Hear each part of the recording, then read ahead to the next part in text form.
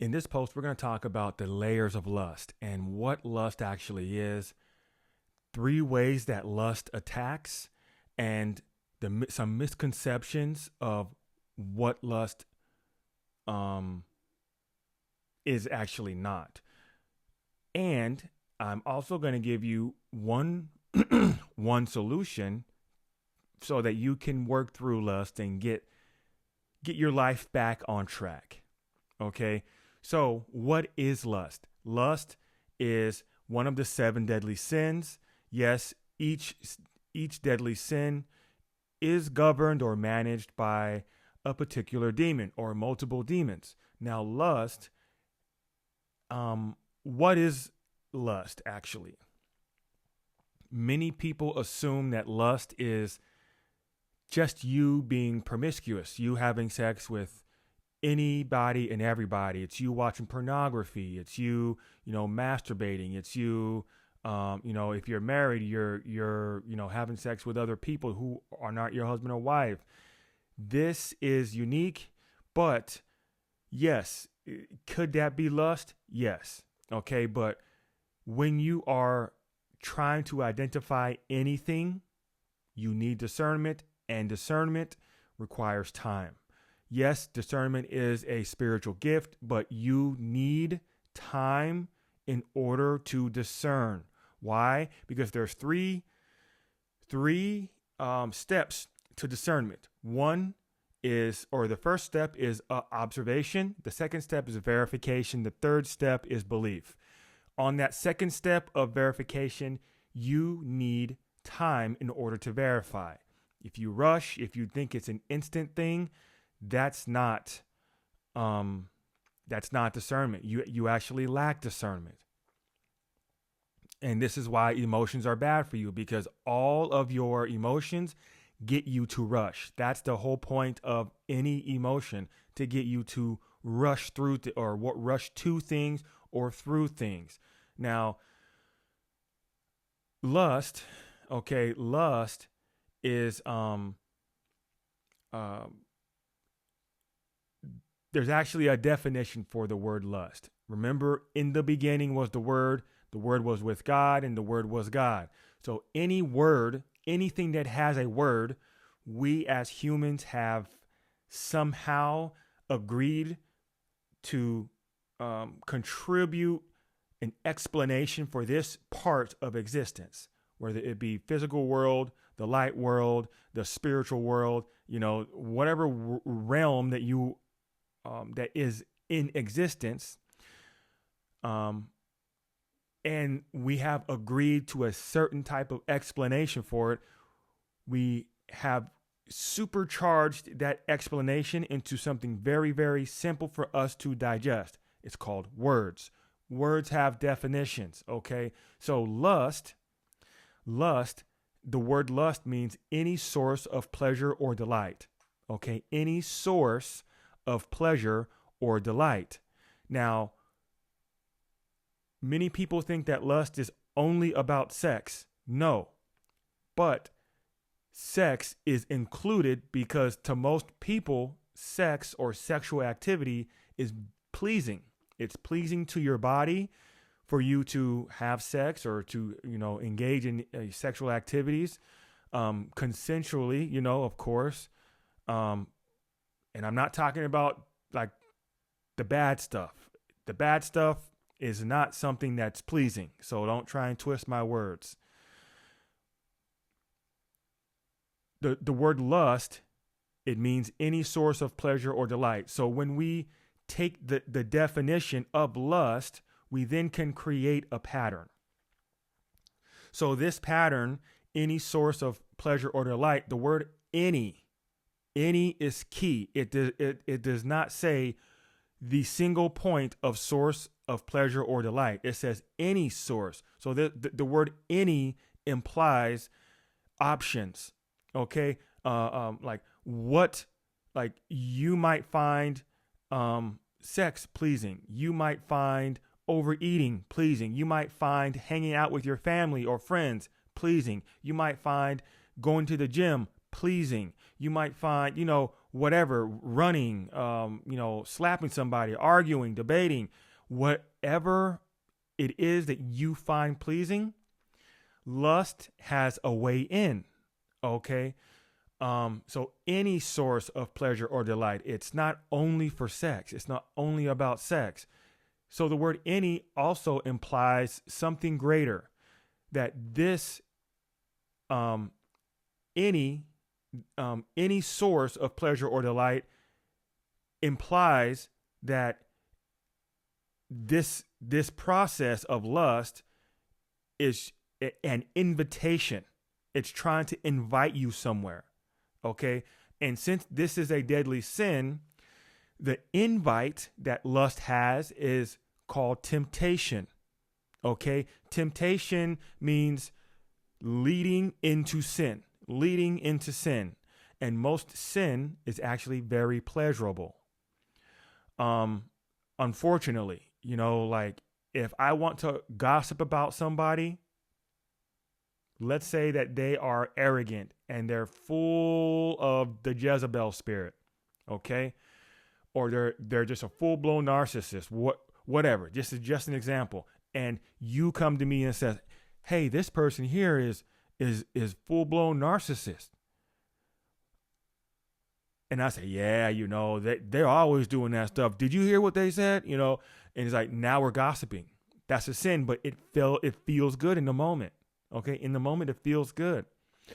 So lust is the sin of distraction. Okay, lust is the sin of distraction. I'll say it again. Lust is the sin of distraction. How does it distract you? By any source of pleasure or delight. By any source of pleasure or delight. When you understand this, then you should be curious as to, well, what am I being distracted from?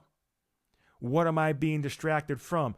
Well, let me tell you this. You cannot be distracted if you're not in your purpose. If you're not in your purpose, if you're not doing the thing that God told you to do, you are a walking distraction. Only distracted people can ever distract other people. If I'm in my purpose, there's no possible way that I can take you out of your purpose. I'm too far deep into my purpose. Now, my purpose might include you.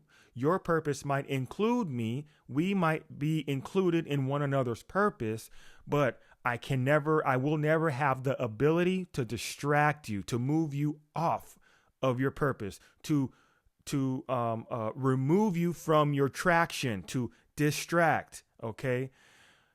Now,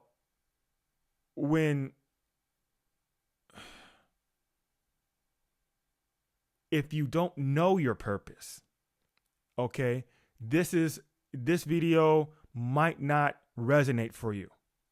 Okay. And I mean that wholeheartedly. If you don't know your purpose, this video might not resonate for you, because still in your brain, you still are only believing that lust is about sex only, even after that long definition and explanation that I just gave, and I broke it down for you. So lust itself is ruled by a demon called Asmodeus. Okay? Asmodeus is a demon charged with managing lust. And he works alone. He works with other demons. But one thing is for sure. He is only here because you somehow invited him. How in the world did you invite a demon in? Well, it wasn't a direct invite. Of course you didn't say, "Demons, please come in and ruin my life." You never said that. And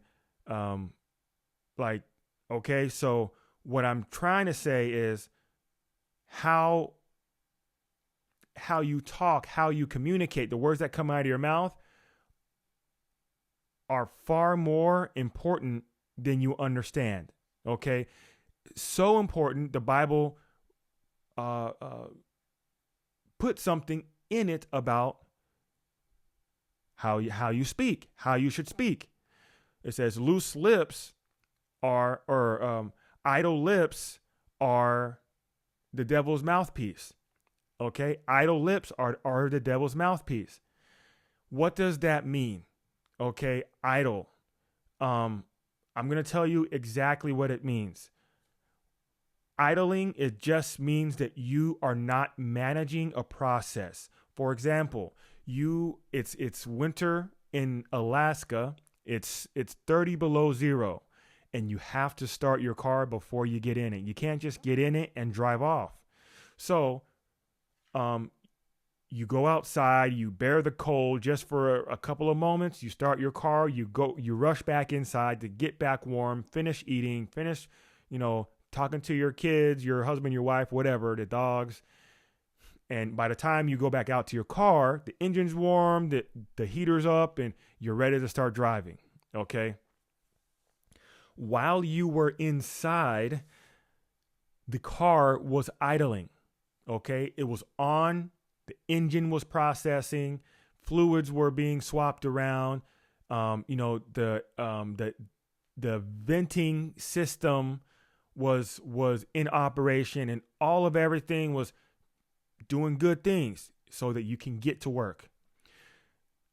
You were not managing the processes of your vehicle. Your car was being unmanaged, but the processes were on. So that's called idling. This is why we say idle. Okay, you're idling. Idle lips are the devil's mouthpiece.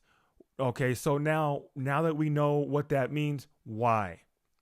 If you open your mouth to say, I just love money, well, you just told the demon world that you have a pleasure for acquiring money. Now, the demon of Asmodeus gets this information, and what ends up happening is you are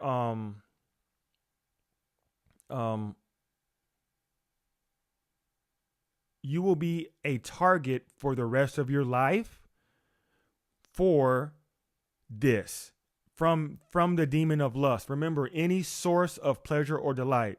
So if you open your mouth to say, "Oh, I really enjoyed this," great. Okay, great.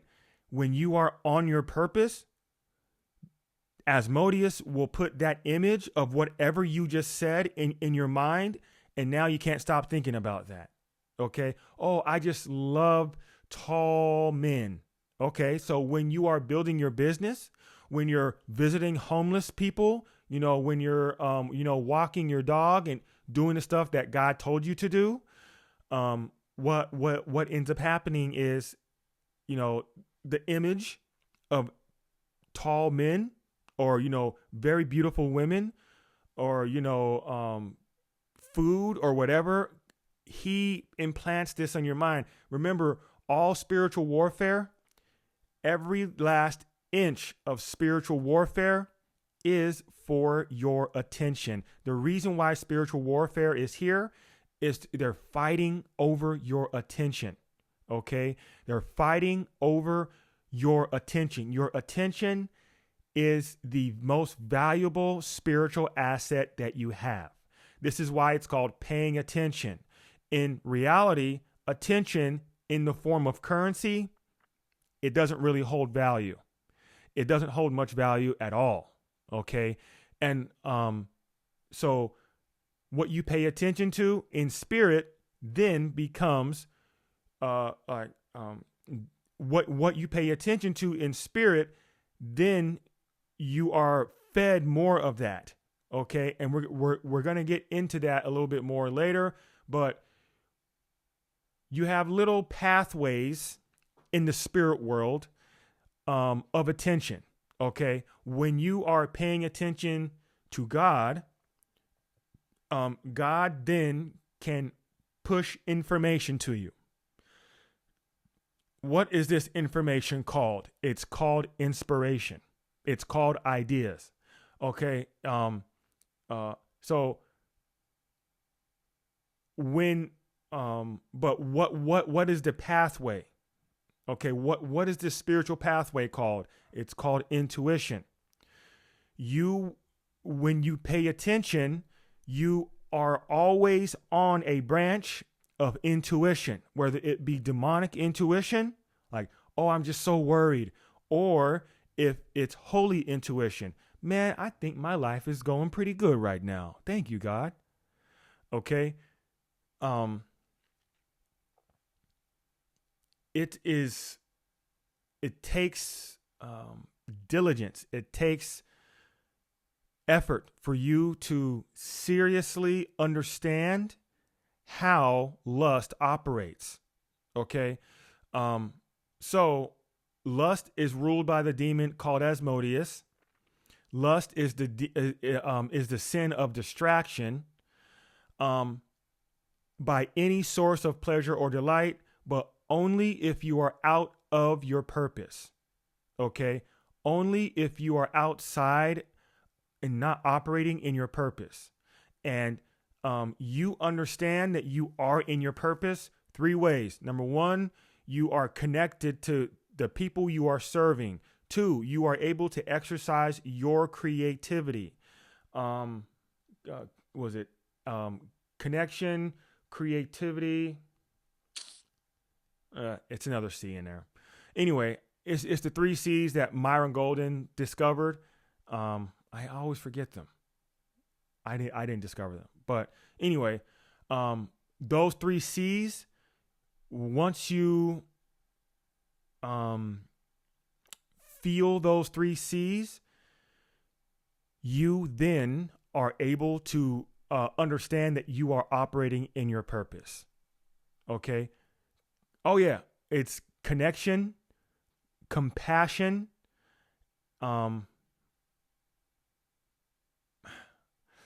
connection, creativity, and compassion. There you go. The 3 C's. Compassion, creativity, and connection. So you have to love what you do. Like love the people that you are seeing grow. You're growing with them, because the word compassion, it means to suffer with. So you are growing with them, but it also means love. 2, you are connected to them. You feel connected to the people you serve. 3, and you are able to be creative. So anybody in your 9-to-5 job, if you are not the founder, anybody that has any kind of creative feng shui, then you absolutely are not in your purpose. Okay. So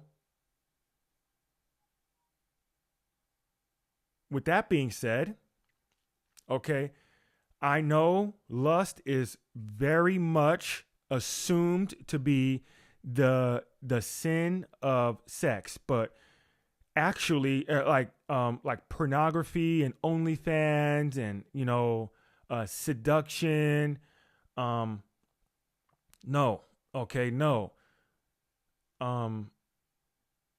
Lust itself is not that. When you see pornography, okay, when you are looking at pornography and it's, yes, it is pleasing. So distraction itself, outside of any like spiritual activity, distraction occurs at a very, very rapid rate. You have to accept the image that is being planted in your brain or mind. You have to accept the image that's being planted in your mind as real.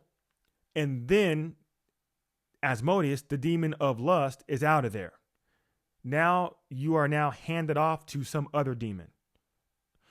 So lust is the demon of distraction. Lust is almost certainly, for most demonic activity, lust is the the like vector point, is the entryway of most demonic activity. Okay, but distraction occurs at a very, very rapid rate. It's very, very quick, very quick. Okay, so like right now, I'm ministering to you guys. Okay, what is happening here is I could have I don't know images of going to the gym. Okay, going to the gym. If I decide to accept that as true, I'll turn off everything and I'll just go to the gym. I won't upload anything today. I would, in essence, be distracted, but I would have to have accepted the image in my mind first so that then I can act on the image. Demons cannot control you. They only can influence you. And this type of influence is called, or not influence, they can only inspire you. And this type of inspiration is called temptation, demonic inspiration. Okay, temptation is demonic inspiration. People think inspiration is only good. No, inspiration is both. It's good and bad. When you understand demons also inspire through the guise of demonic inspiration, through temptation, through leading you into sin, okay? Putting images in your mind for you to then obey. Your life will significantly shift, okay? So I'm going to move into the 3 ways that lust attacks, okay? Because lust attacks moms, fathers, and also chosen ones, okay? People with gifts, healers, empaths, people who have discernment, people who have charisma. Yes, charisma is an actual spiritual gift. People who are teachers like Jesus, Osho. I am a teacher. I'm not an educator, okay? So like, and I'm not Jesus. My name is Kyle. Okay. And I'm not perfect. Jesus is perfect. I am not perfect. Okay. So number 1, the first lustful attack is going to be on mothers. Okay. Mothers, are attacked by lust by targeting the mind, subtly twisting their natural love into something misaligned with God's order. It shifts focus from God and the husband to the child, creating an imbalance that seems loving on the surface but is spiritually dangerous. Okay, lust does this through the concept of worship. I've heard so many moms, say, my children come first. Now we're talking about order, okay? The kingdom of God is a legal thing. It is a legal thing. Order in the court, okay? Order in the court. So the Bible is pretty set on what the order or how the order goes. First, the order goes, Christ, man, woman, child. Christ, man, woman, child. In that order, okay? In that order. But just because the man is before the woman does not mean that you are still not existing in abundance. God has enough for everybody. You're still going to get your share plus more. Okay? You're still going to get as much as you need. So when mothers say, the child comes first, oftentimes they actually mean that. Outside of like bills, I'm talking about spiritual flow. Okay, so the reason why God has order and the man is supposed to be the head is because information flow occurs when the man takes his role as the husband. Okay, being the head of the house, God will speak to the man first, especially about important things about the house, and he might not tell the woman that because the woman has a different set of rules and regulations. Okay, the woman, the wife. Okay, but this is not saying that the wife is any less critical. Somehow we get we get that twisted. The concept of that gets twisted. And then the women, I'll hear, well, it takes a good leader must follow first, in attempts to get the husband to like it's like a last ditch effort to get the husband to fall underneath the wife. Okay, yes, a good leader is a good follower. This is true. He follows Christ. But we can talk about leadership all day. Now, leadership itself is the dance, or is the quality of relating between the leader and also the follower. Okay. Now, there are many styles of leadership. A lot of women get up in arms when that word comes up. Men don't know how to lead. Okay. There's plenty of men that don't. There's plenty of men that do. However, I want you to know most humans don't appreciate the style of leadership called dictatorship. So I'm not talking about that. There's democracy. There's communal. There's, bureaucracy. There's laissez-faire. There's a whole bunch of different styles of leadership, actual styles that you can look up. You should study some and implement them into your own household. How do you want the leader, whoever is the leader of the house, to address you? Do you want more of a voice, or do you want to run and do you want to make the decisions from the bottom up? Because there's an actual style of leadership. It's called laissez-faire. Let them do. This is a bottom up style or structured style of leadership. Okay, this is where, yes, the husband is the leader, but the woman, the follower, the wife, often makes decisions, and then makes the husband make the decision on behalf of the family, but it was not even the husband's decision. So it's all backwards. So anyway, when you put the child first, order is flipped. Order is flipped. The children don't understand leadership. They still are very self-centered. Okay? Children are self-centered. You should know this. But just because children do not come first, it does not mean that they go neglected. Do not neglect your children. Now, here's a real world example on order. Let's say you and your spouse, husband or wife, and your child, just got done watching a movie just got done eating dinner. And what ended up happening was your dinner is done and it's family time. It's time to watch a movie together. Everybody sits down, watches a movie. No snacks. Okay. Husband and wife on the couch, kind of cuddling a little bit. They are finally getting a bond after a long day. They both work, and your child is also watching a movie. It's a family-friendly movie.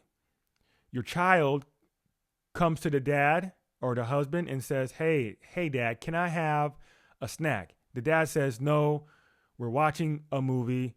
We just got done eating dinner. If you were hungry, you should have asked for seconds. The wife might say, well, they're hungry, they're growing. So now we're stopping family time. You're teaching the kid that husband's authority is negotiable. You can negotiate with the husband. Okay. And also that what the husband says, what daddy says is not really that serious. Order in the court. Okay.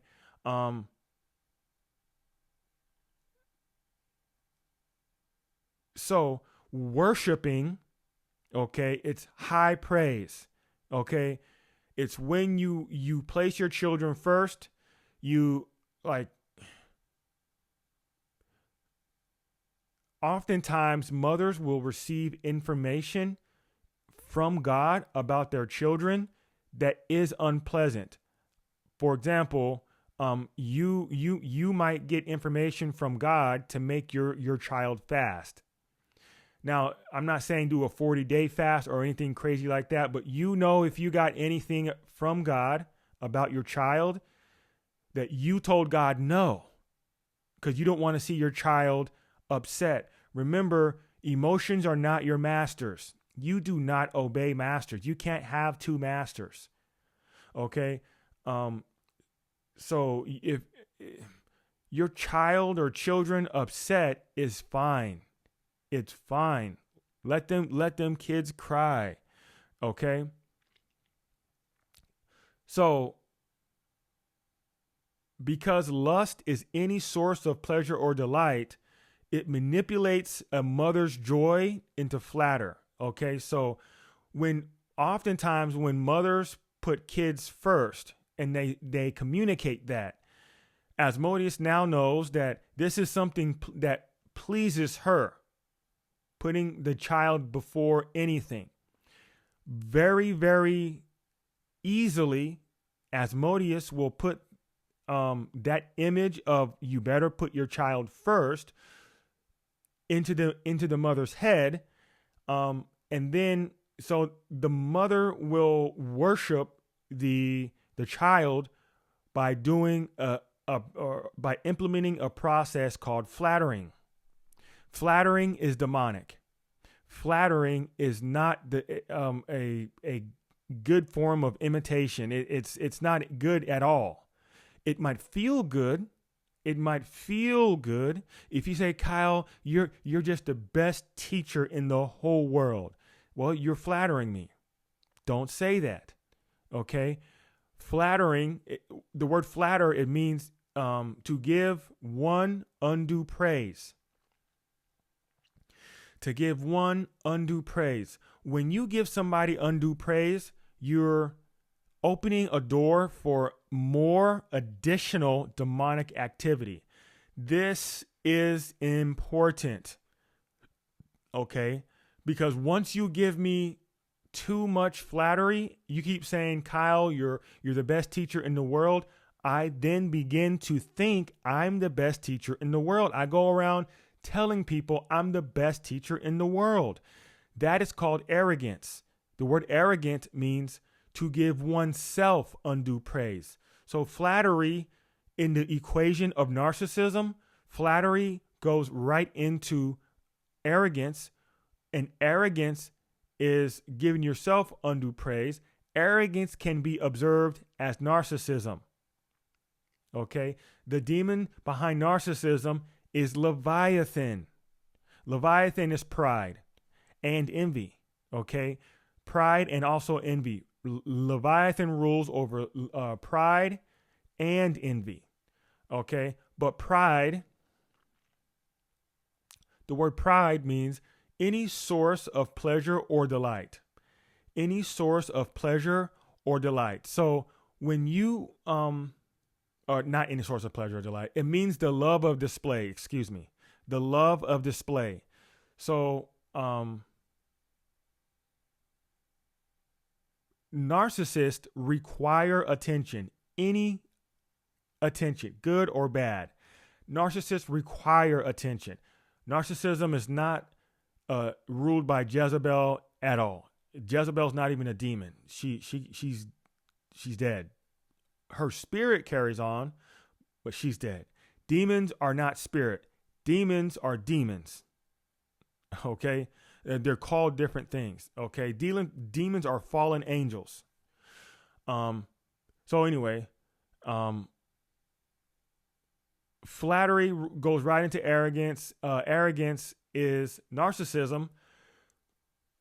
And then Leviathan makes you prideful. You then become the love of display. You then become loving your display. Okay? Mothers who are infected with lust, who are possessed with lust, don't understand what's happening, but you oftentimes are creating narcissists in your children because you have, by any source of pleasure or delight, you have the image of putting your children first, and it pleases you to put your child first. By doing so, it pleases you to worship them in the form of flattery. When you worship your child in the form of flattery, even if they lost a soccer game, even if they got Fs, even if they, did something wrong, didn't win, whatever, what ends up happening is you create, you open the door to Leviathan. Okay? This is key because you crave children, or you create children that crave validation and control rather than obedience to God. Okay? Children that crave validation. This is the love of display. Okay? And you crave validation if you think external praises from human beings are a measuring tool that you use for your growth. So if no one ever says, "Good job, Kyle. Good. You're just doing so good." If I use validation as my measuring stick of growth, I would be seeking validation somehow. Okay, this is Leviathan, the love of display. Okay, people in pornography, the love of display. They love displaying themselves. People who have doctoral degrees and they have them on the wall behind you. That is the love of display. Okay, it's Leviathan. So mothers, be careful. Okay, next. Fathers. Okay, fathers are also attacked by lust. So the first lustful attack is on mothers. The second lustful attack is on fathers. So fathers are attacked by replacing the call to lead with the desire to be liked. And this kind of goes into what I was just saying about validation. Instead of prioritizing God's order and discipline, it lures them into being a fun dad or the buddy, avoiding necessary correction to keep the relationship easy. Okay? Over time, this weakens their authority and leaves children without the firm guidance they need to grow in strength and obedience. Okay? When you understand this as a father, okay, by any source of pleasure or delight, men want to feel needed, okay? When I'm coaching wives, and I have 2 wives right now that I currently my students, I always say, ask your husband for help, okay? And if it's not working, don't flatter him, but if you think that he physically is strong, give him a jar to open. But before you do, say, "Dear husband, I need some help. Can you please open up this jar I think you're like, you are so strong. You always can open anything. Do this for me, please. Okay. That man will feel so connected to you. Okay. Men get validation from the observation of their, or from the utilization of their production. So, when you understand that as a father, okay, your life will be diametrically different. You'll shift how you operate. Okay. Any source of pleasure or delight in men, in men, this is pride. Okay. This is the validation. And this is what Leviathan is. Okay. You think that you need to be liked. Your product needs to be used. Okay. Just be like, pay attention. Okay. So, fathers need attention, and lust knows it. It creates pleasure in a man by making him feel like a false god. Okay. Pride always creates false images of yourself that you then project onto others, so that they can worship you. Okay. For example, if I had my doctoral degrees hanging on my back wall, I was like, call me Dr. Woods. Okay. Call me Dr. Woods.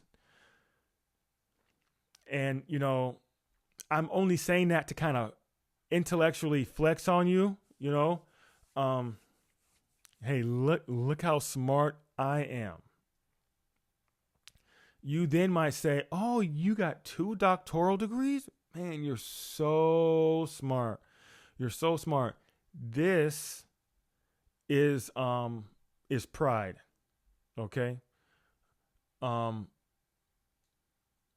So, and this is how many men create themselves as a false god. Many men crave importance, and that craving becomes the hook. Lust whispers to the man, you deserve to be admired, okay?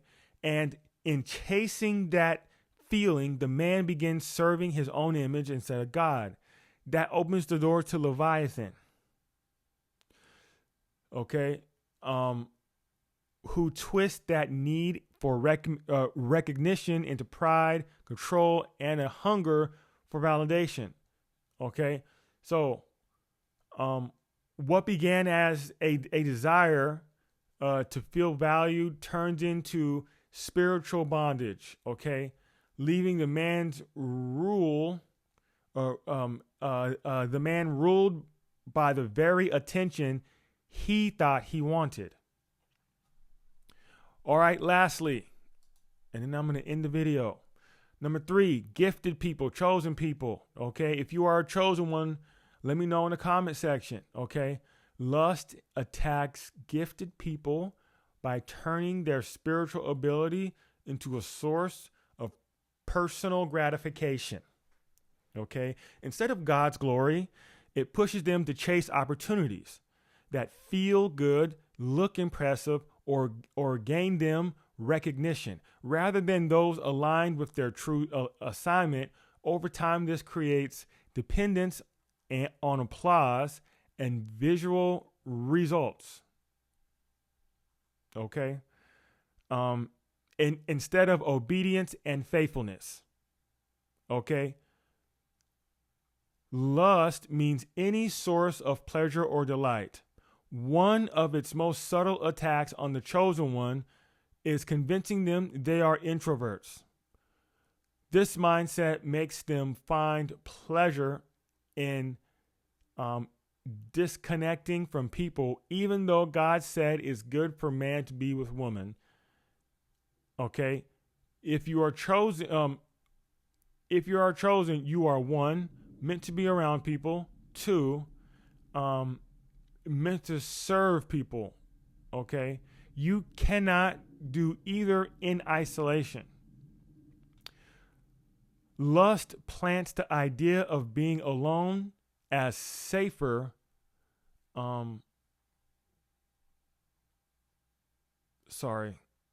as safer or better. But this isolation becomes the attack itself, okay? Once separated, loneliness creeps in, creating a strange cycle. First desiring solitude, then feeling empty. Because of it, in this state, the gift withers instead of multiplying. Okay? Now, please check the link or the description below. I have a lot of resources for you. If you are being tormented by Asmodeus, the demon of lust, consider downloading your copy of the ebook. And if you want to go deeper, consider going into the mini course, the spiritually disciplined leader. Okay, the spiritually disciplined leader. The ebook is called The War on Procrastination. Okay, I am personally hosting a retreat to Alaska. This retreat is only for 3 or 6 people. This retreat is for high-end executives, founders, CEOs, pastors, people who hold real weight, who need real help centering themselves back to the version God designed them to. Okay? The reset is a 5-day adventure in the wilderness of Alaska. Okay? The return is not for everybody, but if it's only by application only. It's only by application only. If you're interested in learning more about it, send me an email. My email is linked in the bio. Okay? Now, let me sign off correctly. If you didn't know, now you know.